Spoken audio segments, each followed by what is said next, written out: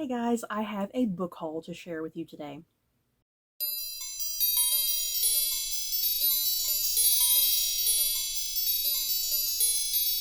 So let's get going with this book haul. As I tend to always do with these videos, I have 20 books here to share with you guys.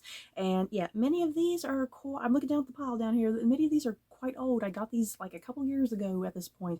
I am so far behind on book hauls, you guys. It's not even funny. uh, I kid you not. I have almost 200 books that I have to haul on this channel, but that, like, yeah, as you can see, I am super far behind. I only do like 20 books at a time when I do these hauls. I can't sit and pull out 200 books and have them all just lying around down here on the floor. That's just impossible. So yeah, it's slow going for me to do these hauls, and yeah, I kind of do them in little batches and whatnot. Or maybe, you know what? Maybe that's just a sign. I need to stop buying books. I need to stop buying so many books. I have way too many. Like I said, I have like almost 200 books that I have not even shown you guys and hauled on this channel and whatnot. Oh dear. Oh Lord, I'm a little stressed thinking about that. Either way, let's get going. Some of these books I have already read and reviewed, weirdly enough. I'll let you know if I have read and reviewed them. But yeah, let's get going. First up, Seven Stones to Stand or Fall by Diana Gabaldon. I have already read and reviewed this book. And this is just a short story collection, short stories that all take place in the universe of Diana Gabaldon's Outlander series, where you're spending time with primarily some of the secondary supporting characters, more so than the main characters, if you will. I enjoyed this short story collection. It was really nice to kind of spend some extended time with some of the supporting characters, see some little stories and journeys that they got off to that, like, Diana Gabaldon perhaps felt like, oh, there's no time for this, in the main story, because that main story is focused on completely different characters, so yeah, this was really fun and enjoyable, and I liked it. I think for the most part, the short stories, I think the majority of them I did enjoy, and there were a couple that I didn't really like that much, and I found a little boring. But yeah, for the most part, I found a lot of the short stories to be really pleasant and enjoyable. Next up, The Disappearing Act by Catherine Steadman. This is also another book that I have read and reviewed on my channel. And yeah, this is about a young woman. She's a British actress who tends to do a lot of period dramas in her home country. So she comes to Hollywood in America for pilot season.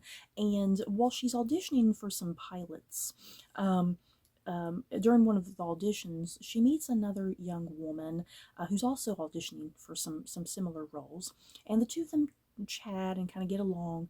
And then at some point, this other young woman mentions that she needs help with something, and our main character is like, "Oh yeah, let me do that for you. I'll help you real quick." And she goes and does this little chore really quick. It just takes like a couple minutes for her to go do this real quick, and she comes back to the auditioning room, and the woman that she just met has just disappeared. Where is she? And no one seems to remember this other young woman, her even being in the room for this audition and whatnot. So our main character is just really confused. Like, I just spoke to this woman. I just ran and did this chore for her really quickly as a favor. Where is she? So this whole novel is about this actress who just gets really obsessed and determined to find this missing woman that she met at an audition. And she's kind of curious, like, okay, has this woman been kidnapped? Has she been murdered? Is there some nefarious plot going on that I'm not aware of? So this was a really great kind of like mystery action thriller sort of thing, following this actress around as she's unraveling riddles and clues and trying to hunt down this other missing actress, if you will.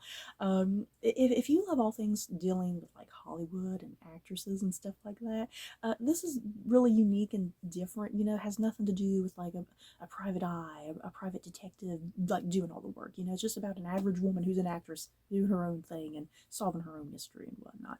I really enjoyed it. It was really great.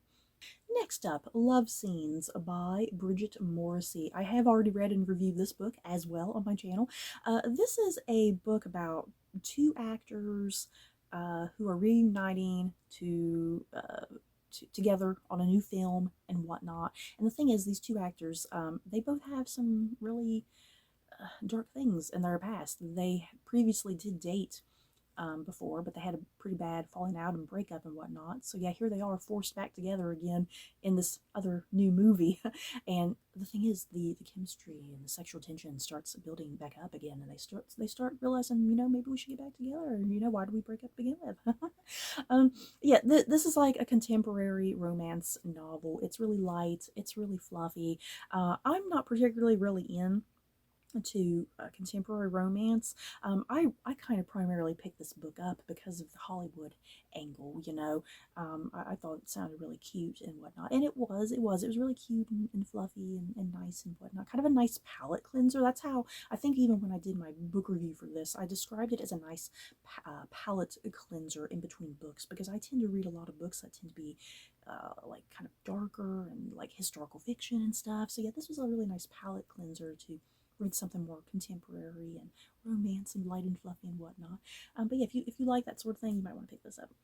Next up, Coldhearted by Serena Valentino, and this is part of the Disney Villains series. And if you can't tell, this is supposed to be an origin story for Lady Tremaine from Cinderella.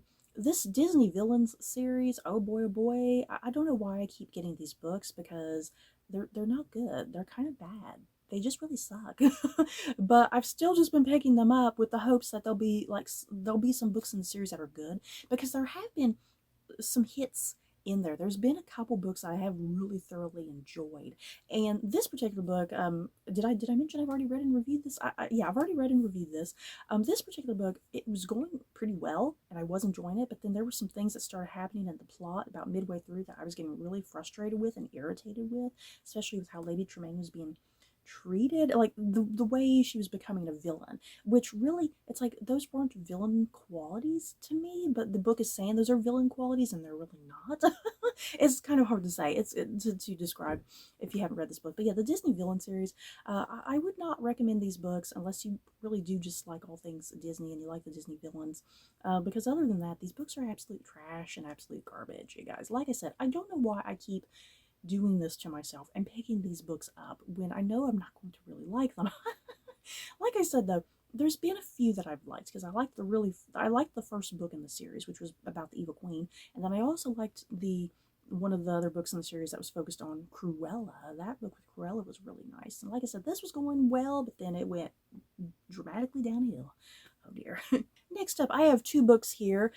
These both come from the Odd Ones Out. The Odd Ones Out. He is a YouTuber, and he's an animator on YouTube, and you may be familiar with him, with his artwork and whatnot. Maybe you've kind of seen this in passing, like on YouTube thumbnails or something, if you're not subscribed to him. But yeah, I have been subscribed to the Odd Ones Out YouTube channel for several years now. I love his channel. I love his artwork. More than anything, I love his sense of humor and the way he tells a story, and he's just so relatable. Like, many of the things he talks about, it's like, even if I've not personally gone through a similar situation like he has, I've gone through something else maybe a little similar that I can kind of compare to and understand exactly what he's trying to get across. So yeah, his videos are super hilarious, super smart, super funny, and I decided to pick up his two books that he had released here. And he's supposed to have a third one coming out sometime in the near future, I think. So yeah, I got around to reading these not too terribly long ago. They're very quick to read. Just took me a couple days to read these. They're fun and hilarious. I loved seeing his artwork and hearing his voice come out on the page. So yeah, I would recommend these if you are subscribed to the Odd Ones Out channel. If you're not familiar with him, I don't know if you would enjoy these outside of that, because there's a lot of like inside jokes. If you've seen his channel and whatnot, you kind of have to understand some of the inside jokes, and I feel like if you're not familiar with him and his channel, then some of this might kind of fall a little flat for you. But yeah, these were super fun. I love them, and yeah, the third book, I can't wait for it. Next up, we have Her Heart for a Compass by Sarah Ferguson, Duchess of York. Yes, that's Sarah Ferguson, Fergie. Yeah, I totally got this book because Sarah Ferguson wrote it, you guys. Let's be real, I totally bought it for that reason. But at the same time, it's historical fiction, and y'all know I'm a sucker for historical fiction, so it's like a double whammy there for me. So yeah, what is this book about? It's actually like a trilogy. I think this is supposed to be a trilogy, and I think there's like a book 2 coming out for this sometime soon. So yeah, as the daughter of Queen Victoria's close friend, the Scottish Duke of Buccleuch, Lady Margaret Montague Douglas Scott is expected to make an advantageous marriage, but Margaret is an impulsive and outspoken girl in a repressive society where women are quite literally caged in corsets and required to conform. You know, already right there, it's like Sarah Ferguson. It's like she's getting out her hatred and stuff towards the British monarchy right there, isn't she, right? When Lady Margaret's parents arrange a society marriage for her, she tries to reconcile herself to the match, but shortly before her betrothal is announced, Margaret flees, leaving her parents to explain her sudden absence to an opulent ballroom stuffed with 200 distinguished guests. Banished from polite society, which Sarah Ferguson was, Margaret throws herself into charitable work and finds strength in a circle of female friends like herself, women intent on breaking the mold, including Queen Victoria's daughter, Princess Louise. Margaret resolves to follow her heart, a journey of self-discovery that will take her to Ireland, America, and then back to Britain, where she finds the life she has always meant to lead. Oh, this sounds good. I like it. Now, I guess it's just going to be a thing of, can Sarah Ferguson write? I guess I shall see. But yeah, this sounds really super, super good. Marley by John Clinch. And if you can't tell, this has something to do with like Jacob Marley from A Christmas Carol. They, meaning Ebenezer Scrooge and Jacob Marley, they met as youths in the gloomy confines of Professor Drab's Academy for Boys, where Marley begins their twisted friendship by initiating the innocent Scrooge into the gentle art of extortion. Years later, in the dank heart of London, their shared ambition manifests itself in a fledgling shipping empire.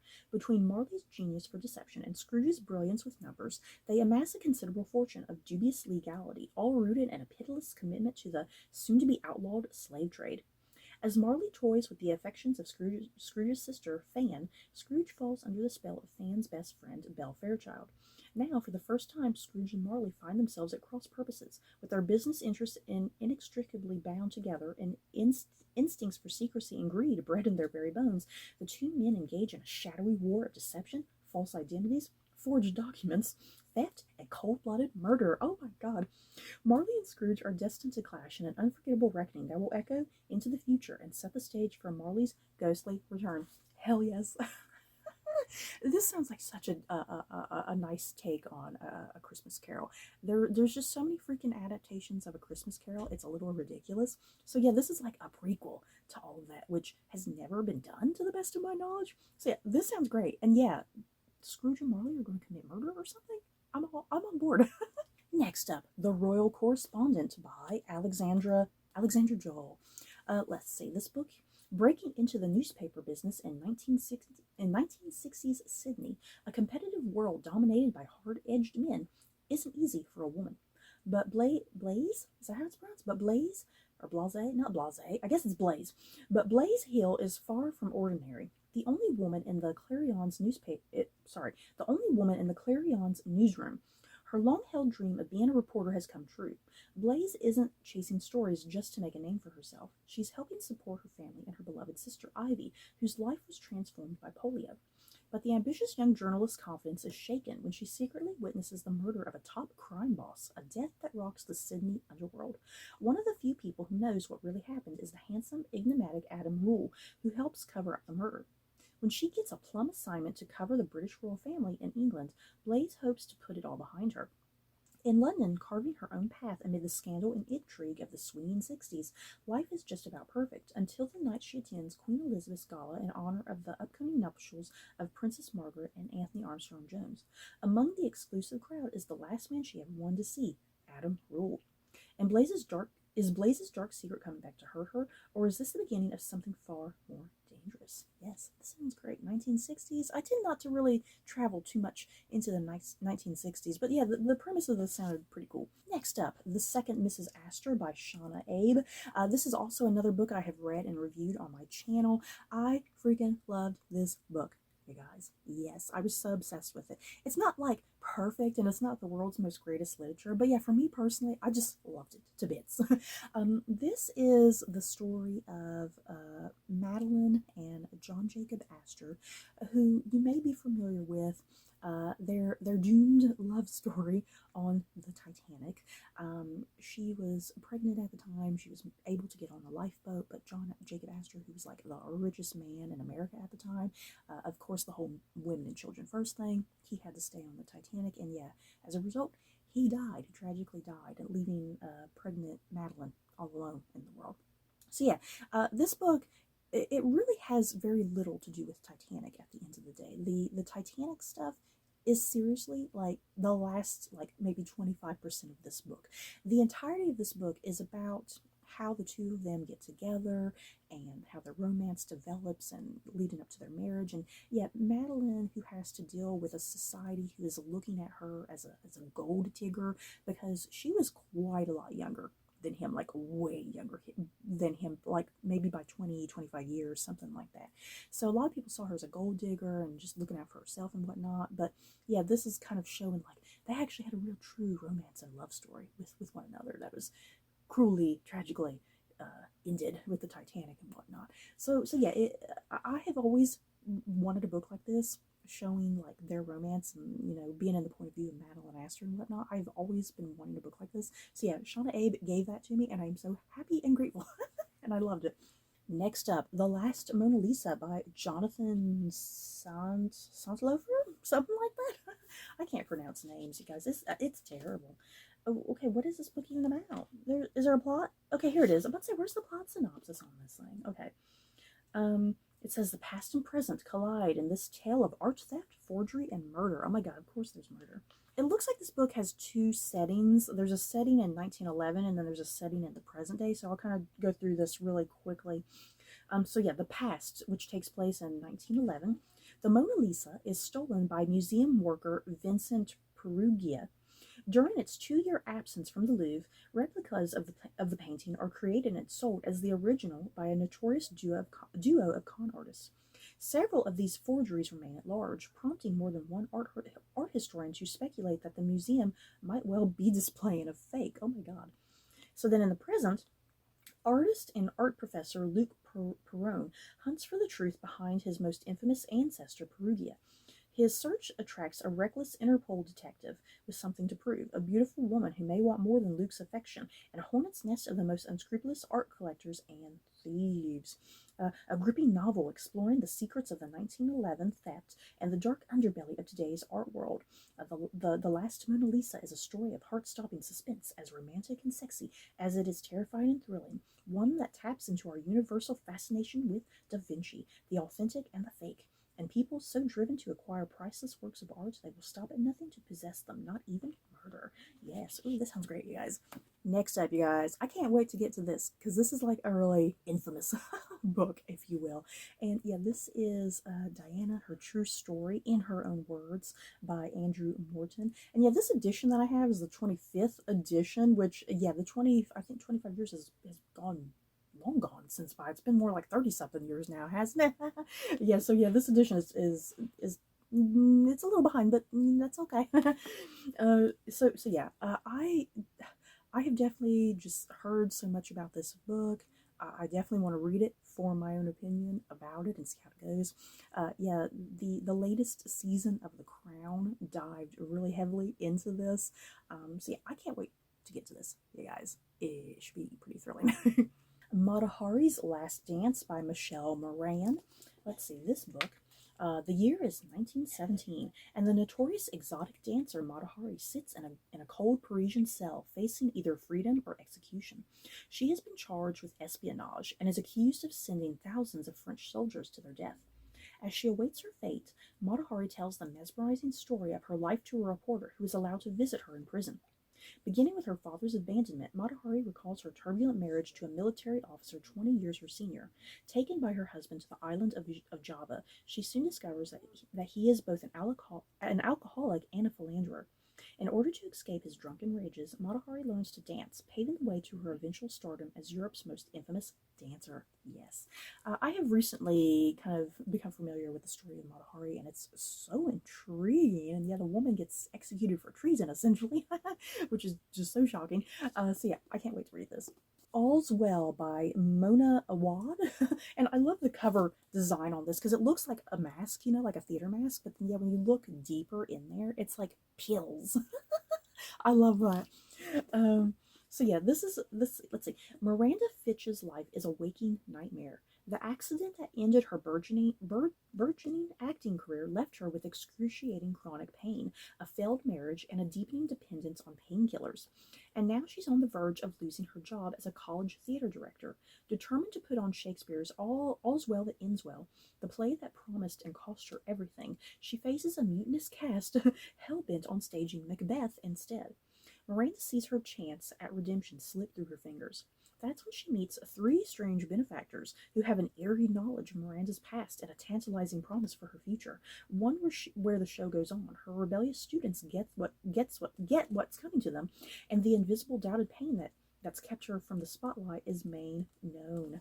Yes, this sounds great. It's like almost like a modern day Macbeth. It almost sounds like. Sounds cool. Next up, The Women of Troy by Pat Barker, and this is like the follow-up book to Pat Barker's The Silence of the Girls, which I'm looking at the book right now. It's right over here staring at me. I have not even read that book yet. I've not read that book. I'm going to have to like binge my way through these one day. Okay, Troy has fallen. I think the very first book in the series, The Silence of the Girls, kind of took place like during like the Trojan War and whatnot. It sounds like this book is taking place after the Trojan War. So yeah, Troy has fallen, and the victorious Greeks are eager to return home with the spoils of an endless war, including the women of Troy themselves. They await a fair wind for the Aegean. It does not come because the gods are offended. The body of King Priam lies unburied and desecrated, and so the victors remain in suspension, camped in the shadow of the city they destroyed, as the coalition that held them together begins to unravel. Old feuds resurface, and new suspicions and rivalries begin to fester. Largely unnoticed by her captors, the one-time Trojan queen Briseis, who was formerly Achilles' slave but now belongs to his companion Alchemist, quietly takes in these developments. She forges alliances where she can, with Priam's aged wife, the defiant Hecuba, and with the disgraced soothsayer Calchas. That's a Greek name right there. All the while shrewdly seeking her path to revenge. Yes, you go, girl. Next up, The Manningtree Witches by A.K. Blakemore, and a really fun and exciting cover right there. I love the design of it and the colors. It really just pops out at you. It's really unique and different. I'm a sucker for that sort of thing when it comes to historical fiction. So yeah, England, 1643. Puritanical fervor has gripped the nation, and in Manningtree, a town depleted of men since the wars began, the hot terror of damnation burns in the hearts of women left to their own devices. Rebecca West, fatherless and husbandless, chafes against the drudgery of her days, livened only occasionally by her infatuation with the handsome young clerk, John Eads. But then a newcomer who identifies himself as the Witchfinder General, arrives. A mysterious pious figure dressed from head to toe in black, Matthew Hopkins takes over the Thorn Inn and begins to ask questions about what the women on the margins of this diminished community are up to. Dangerous rumors of covens, pacts, and bodily wants have begun to hang over women like Rebecca, and the future is as frightening as it is thrilling. Yes, sounds great. Next up, Velvet Was the Night by Sylvia Morena Garcia. Let's see. 1970s in Mexico City. Oh no, why does Sylvia Morena Garcia always do this to me? Her heroines have names that I am just absolutely clueless how to pronounce, and I always have to get like on a pronunciation guide. Does anybody else have to do this before they like do videos and stuff? I always have to get on a pronunciation guide to make sure I'm correct, pronouncing things correctly. But yeah, I don't have time to do that right now, unfortunately. Maddie? Is that how the name is possibly pronounced? Maddie? I'm going to go with that for right now, you guys. Sorry if it's totally wrong. Maddie is a secretary who lives for one thing, the latest issue of Secret Romance. While student protests and political unrest consume the city, Maddie escapes into stories of passion and danger. Her next-door neighbor, Lenora, a beautiful art student, seems to live a life of intrigue and romance that Maddie envies. When Lenora disappears under suspicious circumstances, Maddie finds herself searching for the missing woman and journeying deeper into Lenora's secret life of student radicals and dissidents. Meanwhile, someone else is also looking for Lenora at the behest of his boss, a shadowy figure who commands goon squads dedicated to squashing political activists. Elvis is an eccentric criminal who longs to escape his own life. He loathes violence and loves old movies and rock and roll, but as Elvis searches for the missing woman, he watches Maddie from a distance and regards her as a kindred spirit who shares his love of music and the unspoken loneliness of his heart. Now, as Maddie and Elvis come closer to discovering the truth behind Lenora's disappearance, they can no longer escape the danger that threatens to consume their lives, with hitmen, government agents, and Russian spies, all aiming to protect Lenora's secrets at gunpoint. Ooh, yes. Normally, this is kind of a book I don't think I would normally kind of pick up on my own, and it is totally straight up the name of Sylvia Moreno Garcia that got me to pick this book up. So yeah, kind of a book that might be going out of my comfort zone a wee bit, but yeah, I'm sure I'm probably going to end up liking it. Next up, Queen Victoria and the Romanovs, 60 Years of Mutual Distrust, and this is by Corney. That sounds weird. Corney Hall? Corney. That's what it looks like to me, guys. Corney Hall. Yeah, when was this book published? I think it's important to know when this book was published because I'm not sure if it's an older nonfiction book or a newer one. Oh, it's actually fairly new. This is a 2020 book. Okay. I thought this was going to be like something like early 2000s maybe. So yeah, this was published in 2020. Okay, so this is a nonfiction book, and as the title suggests, it's focused on Queen Victoria and the Romanovs. I'm very intrigued to read into this and see the research that this author has done and whatnot, because as we know, everything that happened to the last of the Romanovs and whatnot, there was all of that drama over, the fact that King George the Fifth, who would have been Queen Victoria's grandson, correct? Do I have the family tree correct right there?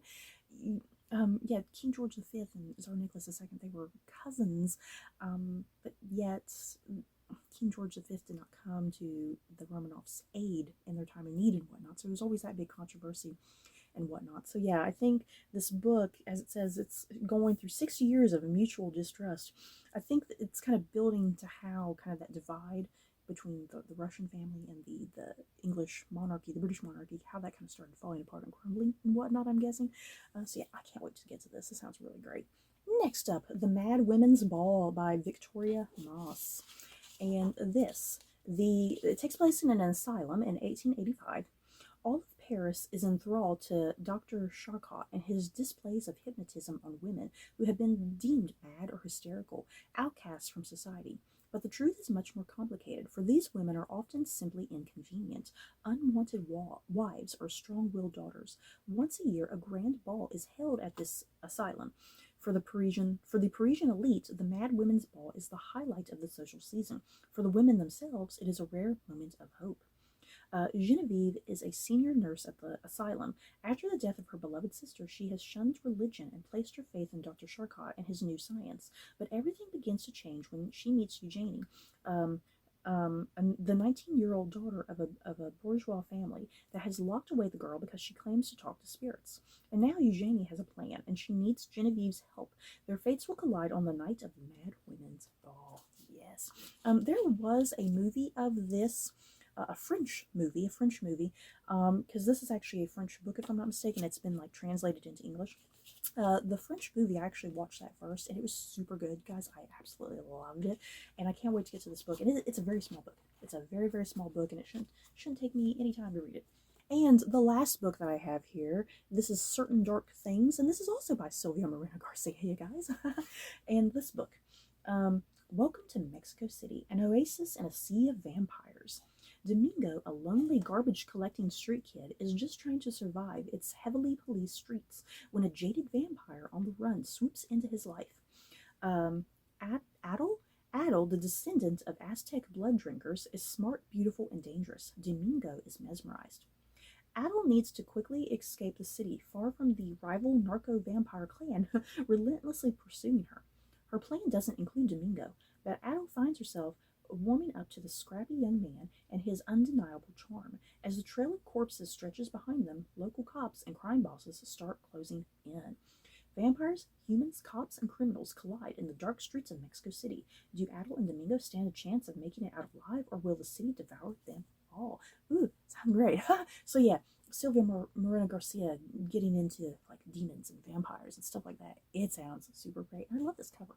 And this cute little dog up here is what got me.